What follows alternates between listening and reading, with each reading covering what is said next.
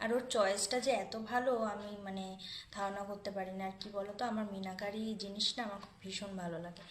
এই দেখো, এই দুটো আঙট, তোমরা দেখতে পাচ্ছ কি না জানি না। এই দেখো, এই দুটো আঙুর আমাকে গিফট করেছে, এখন অবধি পরিনি, পরবো এবারে স্নান করে যেহেতু উঠেছি। আসলে কালকে রাতে আমাকে পরেই দিয়েছিল, আমি খুলে রেখেছিলাম। আমি বলেছিলাম স্নান টান করে নি শুদ্ধ বস্ত্রে, তারপরে পরবো।